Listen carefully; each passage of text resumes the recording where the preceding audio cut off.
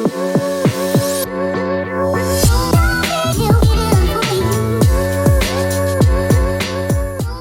തൂവലുകൾ കൊണ്ട് അവിടുന്ന് നിന്നെ മറിച്ചു കൊള്ളും. അവിടുത്തെ ചിറകുകളുടെ കീഴിൽ നിനക്ക് അഭയം ലഭിക്കും. അവിടുത്തെ വിശ്വസ്തത നിനക്ക് കവചവും പരിചയമായിരിക്കും. രാത്രിയിലെ ഭീകരതയെയും. Hello guys, welcome back to our channel slay with Jerry. ഇന്ന് ഭയങ്കര സ്പെഷ്യൽ ആയിട്ടുള്ളൊരു ദിവസമാണ്. തംബ്നെയിൽ നിങ്ങൾ കണ്ടതുപോലെ നമ്മൾ ഇന്ന് കാനഡയിൽ നിന്ന് കൊച്ചിയിലേക്ക് ട്രാവൽ ചെയ്യുവാണ്. അപ്പോൾ ആ വിശേഷങ്ങളാണ് നിങ്ങൾ ഇനിയുള്ള വീഡിയോയിൽ കാണാൻ വേണ്ടി പോകുന്നത്. നമുക്ക് എന്തായാലും എയർപോർട്ടിനകത്ത് കയറിയിട്ട് ബാക്കി വിശേഷങ്ങൾ പറയാം.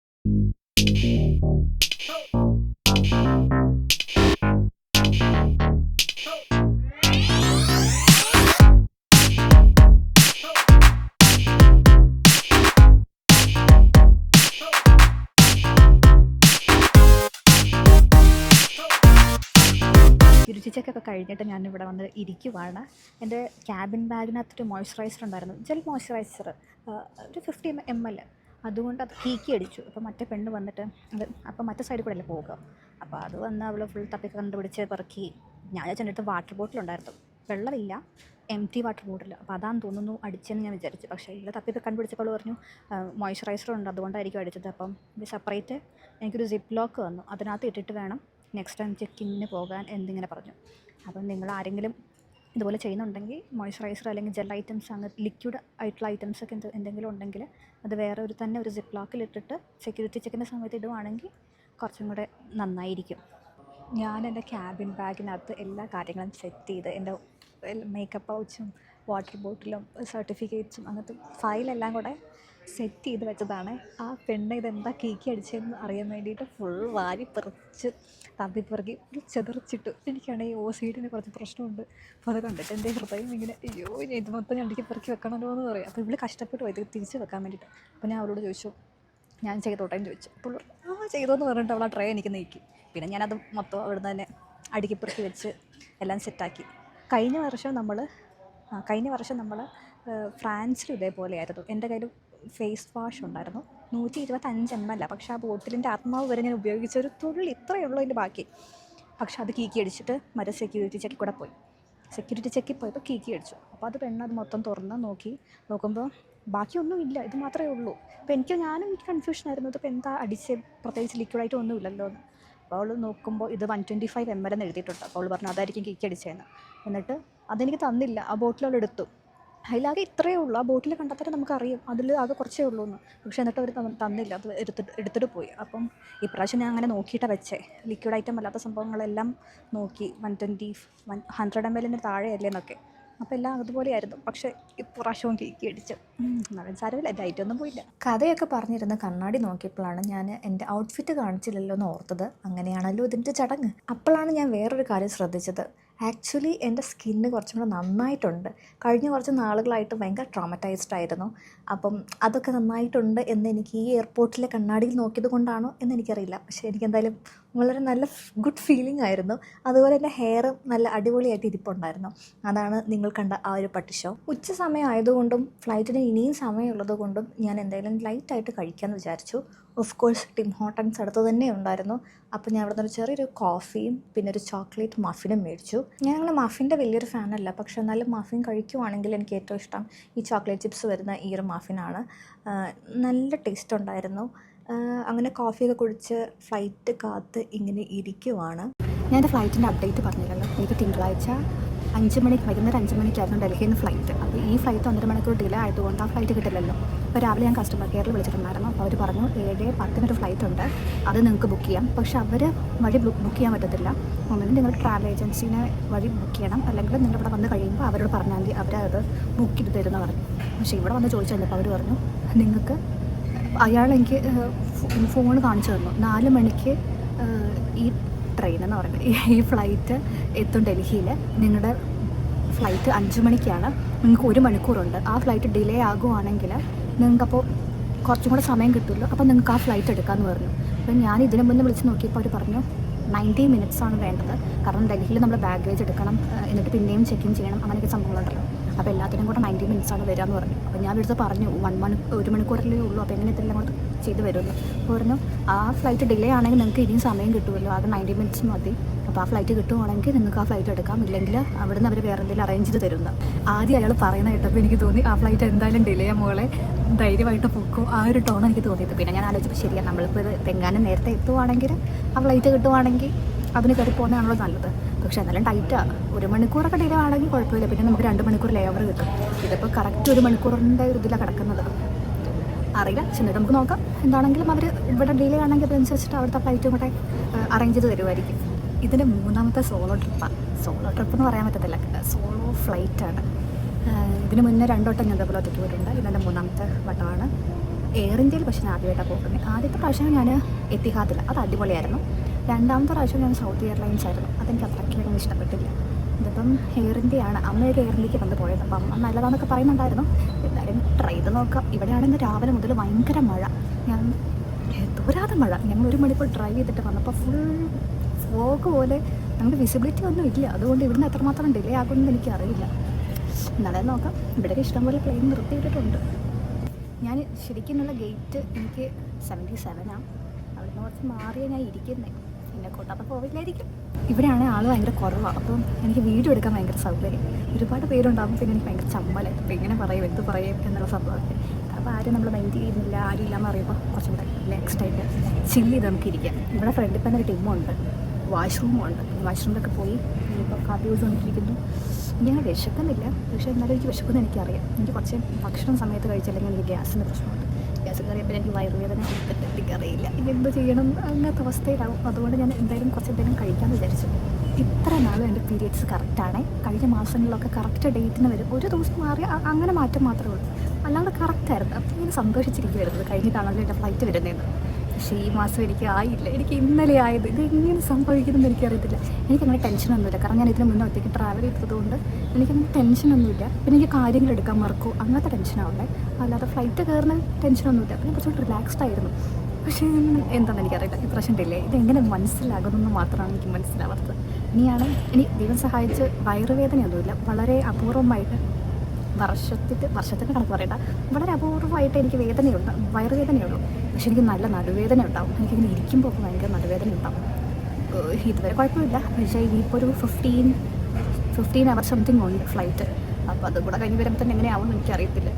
എൻ്റെ ഫ്ലൈറ്റ് 3 മണിക്കാണ്. അത് പിറ്റേ ദിവസം വൈകുന്നേരം 4 മണിയാകുമ്പോഴാണ് ഡൽഹിയിൽ ലാൻഡ് ചെയ്യുന്നത്. നിങ്ങൾക്കുണ്ട് ഈ ഒരു സ്വഭാവം? ഞാൻ എൻ്റെ കയ്യിൽ എല്ലാം ഇല്ലേ എന്ന് 56ാമത്തെ വട്ടമാണ് ഇതിപ്പോൾ ചെക്ക് ചെയ്യുന്നത്. പാസ്പോർട്ട് അത് ഇതൊന്നും എവിടെ വെച്ച് മറന്നില്ലല്ലോ എന്ന് നോക്കുന്ന കാഴ്ചയാണ് നിങ്ങളിപ്പോൾ കാണുന്നത്. അങ്ങനെ നോക്കിയിരുന്ന് ബോർഡിങ് തുടങ്ങിയിട്ടുണ്ട്. നമ്മളിപ്പോൾ ഫ്ലൈറ്റിൽ കയറാൻ വേണ്ടി പോകുവാണ്. ആ ബാക്കിൽ വരുന്ന ചേച്ചിനെ ആൻറ്റീനും കണ്ടു. അവർ മലയാളികളായിരുന്നു. അപ്പോൾ ഞങ്ങൾ അവരുമായിട്ട് സംസാരിച്ചിരിക്കുമായിരുന്നു.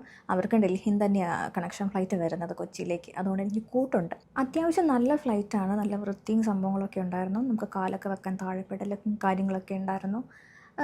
അത്യാവശ്യം നല്ലതാണല്ലോ എന്ന് മനസ്സിൽ വിചാരിച്ച് സ്ക്രീൻ ഓണാക്കാൻ വേണ്ടി നോക്കിയപ്പോഴാണ് സാധനം വർക്ക് ചെയ്യുന്നില്ല. ഫോണിലാണ് ചാർജും ഇല്ല. അപ്പോഴാണ് എനിക്ക് മനസ്സിലായത് ഞാൻ ശരിക്കും പെട്ടെന്ന് എന്തായാലും 15 മണിക്കൂറുണ്ടല്ലോ, ആ വിശേഷം ഞാൻ വഴിയേ പറയാം. ഫ്ലൈറ്റിലാണെങ്കിൽ ആൾ തീരെ കുറവായിരുന്നു. ഇത് കണ്ടോ, സ്റ്റോറേജ് പിന്നൊക്കെ കാലിയാണ്. എൻ്റെ തൊട്ടിപ്പുറത്താണെങ്കിലും ആരും ഇല്ലായിരുന്നു, അതിൻ്റെ തൊട്ടിപ്പുറത്തും ഒരാളുണ്ടായിരുന്നു. അങ്ങനെയായിരുന്നു. എനിക്ക് എവിടെയോ ആയിരുന്നു സീറ്റ്. ഞാൻ പിന്നെ കയറുന്നതിന് മുന്നേ വിൻഡോ സീറ്റ് അവൈലബിൾ ആണോ എന്ന് ചോദിച്ചപ്പോൾ അത് അവൈലബിൾ ആയിരുന്നു. അപ്പോൾ ഞാൻ അതിലേക്ക് മാറ്റി തരാൻ പറഞ്ഞ് അങ്ങനെ മാറ്റി കിട്ടിയതാണ് ഈ ഒരു വിൻഡോ സീറ്റ്. എല്ലാ ഫ്ലൈറ്റിലുള്ളതുപോലെ ഇയർഫോൺസ് ഉണ്ടായിരുന്നു, പിന്നെ പുതയ്ക്കാനൊരു ഷോൾ പോലത്തെ സംഭവമൊക്കെ ഉണ്ടായിരുന്നു. ലേറ്റായിരുന്നു. 3 മണിയൊക്കെ ആയപ്പോൾ തന്നെ നമ്മളെ ഫ്ലൈറ്റ് കയറ്റിയെങ്കിലും ഫ്ലൈറ്റ് എടുത്തപ്പോഴേക്കും 3:30 കഴിഞ്ഞിട്ടുണ്ടായിരുന്നു. അപ്പോൾ എനിക്ക് എന്തായാലും മനസ്സിലായി സെക്കൻഡ് ഫ്ലൈറ്റ് എന്തായാലും കിട്ടാൻ വേണ്ടി പോകുന്നില്ല. അത്രയും സ്പീഡിലൊന്നും എന്തായാലും നമ്മൾ എത്താൻ വേണ്ടി പോകുന്നില്ല. എങ്ങനെ കളിച്ചിട്ടുണ്ടെങ്കിലും അതിനിപ്പോൾ ഡിലേ ആണെങ്കിൽ പോലും ഈ ഫ്ലൈറ്റ് ഡിലേ ആയതുകൊണ്ട് ഇനി എന്തായാലും ആ ഫ്ലൈറ്റ് കിട്ടില്ല. ഇപ്പം കണ്ട വ്യൂ നിങ്ങൾ ശ്രദ്ധിച്ചില്ലെങ്കിൽ ഒന്നുകൂടെ പോയി കണ്ടു നോക്ക്. നല്ല രസമല്ലേ ഫോഗ് വന്ന് കാഴ്ച മറക്കുന്ന കാണാനായിട്ട്. ഈ ഫ്ലൈറ്റിൽ നിന്ന് കാണാൻ പറ്റുന്ന ഈ ഒരു വ്യൂ എന്ന് പറഞ്ഞിട്ടുണ്ടെങ്കിൽ അതൊരു പ്രത്യേക ഒരു ഫീൽ തന്നെയാണ്. ഇവിടെ ചാർജിങ് സ്പോട്ടുണ്ട്, പക്ഷേ എൻ്റെ ഐഫോൺ ആയതുകൊണ്ട് ആ കേബിളിനകത്ത് കയറത്തില്ല. പിന്നെ എൻ്റെ കയ്യിൽ പവർ ബാങ്കും ഇല്ല. അങ്ങനെ ഇരുന്ന് കുറച്ച് നേരം കഴിഞ്ഞപ്പോഴത്തേനും എനിക്ക് നന്നായിട്ട് തലവേദനിക്കാൻ വേണ്ടി തുടങ്ങിയിട്ടുണ്ട്. തിന്നാൻ എന്തെങ്കിലും കിട്ടിയിരുന്നെങ്കിൽ എന്തെങ്കിലും ആലോചിച്ചുകൊണ്ടിരുന്നപ്പോൾ തന്നെ അവരിത് സാധനമായിട്ട് വന്നിട്ടുണ്ട്. ഇതേപോലെ 2 സ്നാക്ക് ഐറ്റംസും പിന്നെ ഒരു ആപ്പിൾ ജ്യൂസുമാണ് കിട്ടിയത്. കോഫിയും ടീയും ഒന്നും ഉണ്ടായിരുന്നില്ല. ഒരു കോഫി കുടിക്കാനുള്ളൊരു മൈൻഡായിരുന്നു എനിക്ക്, പക്ഷേ ജ്യൂസ് ഐറ്റംസ് മാത്രമേ ഉണ്ടായിരുന്നുള്ളൂ. അപ്പോൾ ഞാൻ ആപ്പിൾ ജ്യൂസ് എടുത്തു. പിന്നെ ഇത് മറ്റേ എന്താ പറയുക, കോണില്ലേ, വറുത്ത കോണ്, അങ്ങനെ എന്തൊരു സംഭവമാണ്. കുഴപ്പമില്ലാത്ത ടേസ്റ്റ് തന്നെ ഉണ്ടായിരുന്നു. പിന്നെ വിശപ്പൊന്നും പോകത്തില്ല, ജസ്റ്റ് ഒരു സാറ്റിസ്ഫാക്ഷൻ മാത്രം. എന്നാലും നല്ല ടേസ്റ്റ് ഉണ്ടായിരുന്നു. എന്താണെങ്കിലും അതൊക്കെ കുടിച്ചിരുന്നപ്പോഴത്തേനും മൂഡൊക്കെ ഒന്ന് റിഫ്രഷ് ആയിട്ടുണ്ട്. ഇനി അങ്ങോട്ട് നിങ്ങൾ ഉറക്കം തീറ്റ അത് തന്നെയായിരിക്കും കാണുന്നത്. കാരണം 15 hours ഉള്ള ഫ്ലൈറ്റ് ആണല്ലോ.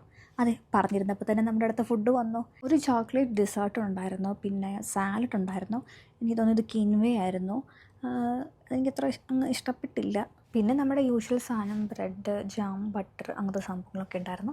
പിന്നെ മെയിൻ കോഴ്സായിട്ട് റൈസ് ആൻഡ് പനീറായിരുന്നു. പനീർ ബട്ടർ മസാലയായിരുന്നു. അത് കണ്ടപ്പോൾ തന്നെ എനിക്ക് ഭയങ്കര സന്തോഷമായി. കാരണം പനീർ എനിക്ക് ഭയങ്കര ഇഷ്ടമാണ്. പിന്നെ ഈ നോർത്ത് ഇന്ത്യൻ പനീറായതുകൊണ്ട് നല്ലൊരു ടേസ്റ്റും നല്ലൊരു ഫ്ലേവറൊക്കെ ഉണ്ടാവും. മൊത്തത്തിൽ നല്ല അടിപൊളി ഫുഡായിരുന്നു. ഇങ്ങനെ നല്ല ക്രേവ് ചെയ്തിരിക്കുമായിരുന്നു നല്ല എന്തെങ്കിലും കിട്ടണേ എന്ന്. അതുപോലെ തന്നെ നല്ല ഫുഡായിരുന്നു. യൂഷ്വലി ഇത്ര അടിപൊളി ഫുഡ് എയർ ഇന്ത്യയിൽ കിട്ടുമെന്ന് ഞാൻ കേട്ടിട്ടില്ല. എപ്പോഴും എന്തെങ്കിലും കംപ്ലയിൻറ്റ് കേൾക്കാറുണ്ട്. പക്ഷേ അമ്മയൊക്കെ ട്രാവൽ ചെയ്ത സമയത്ത് അമ്മ പറഞ്ഞിട്ടുണ്ടായിരുന്നു നല്ല ഭക്ഷണമായിരുന്നു എന്ന്. അപ്പോൾ ആ ഒരു എക്സ്പെക്റ്റേഷൻ എനിക്കുണ്ടായിരുന്നു. എന്തായാലും സമയം കളയാതെ നമ്മൾ നേരെ ഭക്ഷണം കഴിക്കുവാണ്. എനിക്ക് അത്യാവശ്യം നന്നായിട്ട് വിശക്കുന്നുണ്ടായിരുന്നു. അതുകൊണ്ട് ഞാൻ ഒന്നും വേസ്റ്റാക്കാതെ എല്ലാം തന്നെ കഴിച്ചിട്ടുണ്ടായിരുന്നു. ഇത് ഡിന്നറാണ്. ഇനി അങ്ങോട്ട് സമയം കാലമൊന്നുമില്ല. കാരണം ടൈം ഡിഫറൻസ് ഉണ്ടല്ലോ. അപ്പോൾ നമുക്ക് എന്തൊക്കെയോ കിട്ടും. ആ പനീർ ആൻഡ് റൈസ് കഴിക്കുന്ന സന്തോഷമാണ് നിങ്ങളീ കാണുന്നത്. ഞാൻ പറഞ്ഞില്ല, നല്ല അടിപൊളിയായിരുന്നു ഭക്ഷണമെല്ലാം. അത് കഴിഞ്ഞപ്പോഴേക്കും നമുക്ക് കോഫി കിട്ടി. ടീ, കോഫി അങ്ങനത്തെ കുറച്ച് ഓപ്ഷൻസ് ഉണ്ടായിരുന്നു. ഞാൻ കോഫി എടുത്തു. അപ്പോഴത്തേനും എനിക്ക് വളരെ സന്തോഷമായി. കാരണം വൈകുന്നേരം കോഫി കുടിക്കുന്ന ഒരു ശീലമുണ്ട്. അപ്പോൾ അത് തെറ്റി കഴിയുമ്പോൾ എനിക്ക് യൂഷ്വലി തലവേദന വരും. അപ്പോൾ അതുകൊണ്ടും കൂടെ ആയിരിക്കും നേരത്തെ തലവേദന വന്നത്. അപ്പോൾ എനിക്കങ്ങനെ കാപ്പി കുടിച്ചില്ലെങ്കിൽ എനിക്ക് ഭയങ്കര കുറച്ച് ബുദ്ധിമുട്ടാണ്. ഇനി അങ്ങോട്ട് എന്ത് ചെയ്യുന്നുള്ള ആലോചനയിലായിരുന്നു ഞാൻ. എൻ്റെ ഫോണിൽ ചാർജില്ല, സ്ക്രീൻ വർക്ക് ചെയ്യുന്നില്ല. എന്തെങ്കിലും കാണാമെന്ന് വിചാരിച്ചിട്ട് ഞാൻ സിനിമയോ സീരീസോ എന്തോ സംഭവമൊക്കെ ഞാൻ ഡൗൺലോഡ് ചെയ്ത് വെച്ചിട്ടുണ്ടായിരുന്നു. ഞാൻ വിചാരിച്ചു ഇതിൻ്റെ ഉള്ളിൽ ചാർജ് ചെയ്യാൻ വേണ്ടി പറ്റുന്ന. പക്ഷേ എന്താ പറ്റിയെന്ന് വെച്ചിട്ടുണ്ടെങ്കിൽ ആ ഫ്ലൈറ്റിൽ 95% സ്ക്രീനും വർക്ക് ചെയ്യുന്നില്ല. ഏതോ 1-2 സ്ക്രീൻ മാത്രമേ വർക്ക് ചെയ്യുന്നുള്ളൂ. അതേപോലെ തന്നെ ഈ ചാർജിങ് സെക്ഷനിലേക്ക് കറണ്ടും വരുന്നില്ല. അതുകൊണ്ട് ഫോണും ചാർജ് ചെയ്യാൻ വേണ്ടി പറ്റില്ല. വേറെ എന്ത് ചെയ്യാനാ, ഞാനങ്ങ് കിടന്ന് ഉറങ്ങി. ഉറക്കം എണീറ്റപ്പോഴത്തേനും ഇതാ ബ്രേക്ക്ഫാസ്റ്റ് റെഡി ആയിട്ടുണ്ടായിരുന്നു. കോഫി കിട്ടി, യോഗേർട്ട് കിട്ടി. ബ്ലൂബെറീൻ്റെ യോഗേർട്ടാണ് കിട്ടിയത്. പിന്നെ യൂഷ്വൽ ബ്രെഡും ബട്ടർ. ഞാൻ നോൺ വെജാണ് ചൂസ് ചെയ്തത്. ഡിന്നർ ഞാൻ വെജാണ് ചൂസ് ചെയ്തത്. നോൺ വെജിൽ അവർക്ക് ഇഡ്ഡലി, ഉപ്മ അങ്ങനത്തെ എന്തോ ആയിരുന്നു. രണ്ടും എനിക്ക് വലിയ താല്പര്യമില്ലാത്തതുകൊണ്ട്, ഇഡലി എനിക്കിഷ്ടമാണ് പക്ഷേ അന്നേരം കഴിക്കാൻ മൈൻഡില്ലാത്തതുകൊണ്ട് ഞാൻ നോൺ വെജാണ് ചൂസ് ചെയ്തത്. നോൺ വെജിൽ നമുക്ക് വന്നത് പൊട്ടേറ്റോ ഓംലെറ്റ്, പിന്നെ റെഡ് കിഡ്നി ബീൻസ്, പിന്നെ സോസേജ്. ഇതായിരുന്നു നമുക്ക് മെയിൻ കോഴ്സായിട്ടുണ്ടായിരുന്നത്. നല്ലതായിരുന്നു. ഇതും നല്ല ടേസ്റ്റൊക്കെ ഉണ്ടായിരുന്നു, സാറ്റിസ്ഫൈങ് ആയിരുന്നു. പിന്നെ ഇതാ നമുക്ക് അടുത്ത കോഫി കിട്ടിയിട്ടുണ്ട്. കോഫി കിട്ടുമ്പോൾ എനിക്ക് എന്താണെന്ന് അറിയത്തില്ല, ഭയങ്കര ഒരു എനർജി വരും, ഭയങ്കര ഒരു സന്തോഷം വരും. അപ്പോൾ ആ സന്തോഷത്തിലിരുന്ന് മാട്ടുന്ന ഞാൻ അടിച്ചുകൊണ്ടിരിക്കുകയാണ്. ഇനി എന്ത് ചെയ്യുന്ന അറിയത്തില്ല. ഞാൻ കുറേ നേരം കിടന്ന് ഉറങ്ങി. ഇനിയിപ്പോൾ അങ്ങോട്ട് പിന്നെയും കിടന്ന് ഉറങ്ങാൻ പറ്റുമെന്ന് എനിക്കറിയില്ല. അങ്ങനെ ഒക്കെ അത്രയും നേരം ഒന്നും ഉറങ്ങാനുള്ള കഴിവ് എനിക്കില്ല. ഞാൻ പിന്നെ കുറച്ച് നേരം ഫോൺ തോണ്ടി. പിന്നെ അധികം ചാർജ് കളയണ്ടല്ലോ എന്ന് വിചാരിച്ചിട്ട് പിന്നെ അധികം ഒന്നും കണ്ടില്ല. അതൊക്കെ കഴിഞ്ഞപ്പോഴത്തേനും ഇതാ പുറത്ത് ഞാൻ ഇങ്ങനെ നോക്കിയിരിക്കുകയാണ്. നല്ല അടിപൊളി സ്കൈ, നല്ല ബ്ലൂ കളർ ക്ലൗഡ്സ്.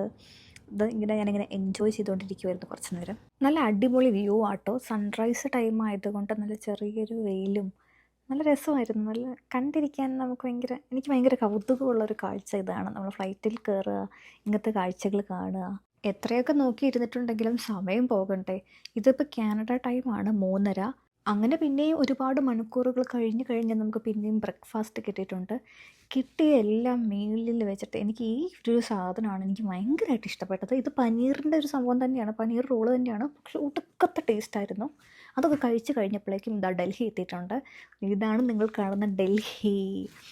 ഇത് ഡൽഹി എത്തിയെന്ന് അറിഞ്ഞപ്പോഴത്തേനും എനിക്ക് ഭയങ്കര സന്തോഷമായിരുന്നു, ഭയങ്കര ഒരു എക്സൈറ്റ്മെൻ്റ് ഒക്കെ ആയിരുന്നു. നാട്ടിലെത്തിയല്ലോ എന്നൊരു ഫീലായിരുന്നു.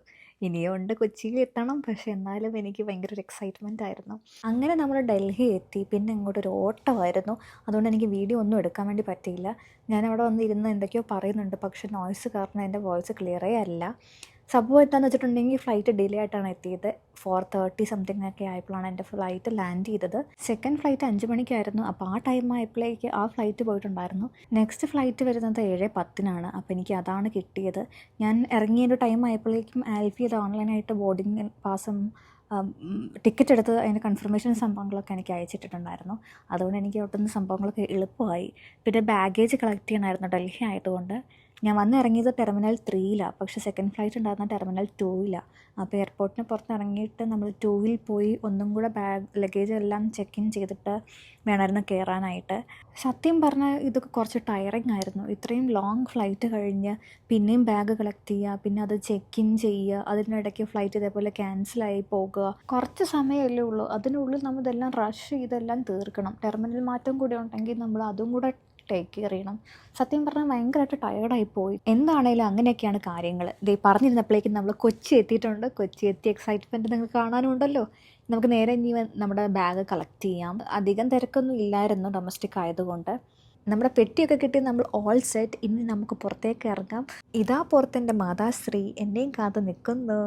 അവിടുന്ന് നമ്മൾ നേരെ വിട്ടത് നല്ല തട്ടുകടയിലെ കാപ്പി കുടിക്കാൻ വേണ്ടിയിട്ടാണ്. അപ്പോഴാണ് വേറൊരു സത്യം ഞാൻ മനസ്സിലാക്കിയത്, നാട്ടിൽ ഗ്യാസ് ഇല്ല. ഇറങ്ങിയ ഉടനെ പൊറോട്ടയും ബീഫും കഴിക്കാൻ വേണ്ടി വന്ന് എന്നോട് അവർ പറയുക ഗ്യാസ് ഇല്ലാത്തത് കൊണ്ട് അതൊന്നും ഇവിടെ ഇല്ല മോളെ എന്ന്. എൻ്റെ ഹാർട്ട് ബ്രേക്കായി ഗൈസ്. പിന്നെ കിട്ടിയ കാപ്പി വെച്ച് ഞാൻ നിർവൃതി അടഞ്ഞു. ഇതിപ്പോൾ എൻ്റെ കയ്യിൽ തന്നെ എന്തിനാന്ന് പറ. അല്ല, വീഡിയോ എടുക്കാതെ വെച്ചിട്ട് ക്യാമറ മറച്ചു വെച്ച് വീഡിയോ എടുത്തതിനെ പറ്റി എന്താ പറയാനുള്ളതെന്നോ, ഞാനത് നേരെ പിടിച്ചെടുക്കുകയായിരുന്നെങ്കിൽ അത്യാവശ്യം കുഴപ്പമില്ലാതെ കിട്ടിയേനെ. എന്നോട് ഫോണ് കുത്തനെ പിടിച്ചിട്ട് എന്നോട് ചെരിച്ച് പിടിക്കാൻ വേണ്ടി ഇങ്ങനെ കാണിച്ചു തന്നു ഇങ്ങനെ പിടിച്ചെടുക്കണമെന്ന്. അപ്പം ഞാൻ ആത്മാർത്ഥമായി മൊബൈൽ താഴെ പോകാതിരിക്കാൻ ഇങ്ങനെ പിടിച്ചു. പക്ഷേ ക്യാമറ മറിഞ്ഞ വിവരം എനിക്കറിയില്ലായിരുന്നു. കാപ്പി കുടിച്ച് കഴിഞ്ഞപ്പോഴേക്കും ഇത് അപ്പൻ എനിക്ക് കടലമുട്ടായി കൊണ്ടു തന്നു. അപ്പം ഞാനത് കഴിച്ചു. നൊസ്റ്റാൾജിയ. ഇതൊക്കെ കഴിച്ചിട്ട് എത്രയോ നാളായി. അങ്ങനെ നമ്മൾ വീടെത്തിയിട്ടുണ്ട്. 4 മണിയായി വെളുപ്പിനെ. നല്ല ടയേർഡാണ്. എപ്പോൾ തുടങ്ങിയത് 15 hours ഫ്ലൈറ്റ്. പിന്നെ 4:30 ആയപ്പോൾ ഡൽഹിയിലെത്തി. ഇപ്പോൾ തിരിച്ച് 4 മണി. ഓൾമോസ്റ്റ് ഒരു 26-27 hours ആയിട്ടുണ്ട്. അപ്പോൾ ഇതുവരെ നിങ്ങൾ എത്തിയിട്ടുണ്ടെങ്കിൽ thank you for watching. Bye by.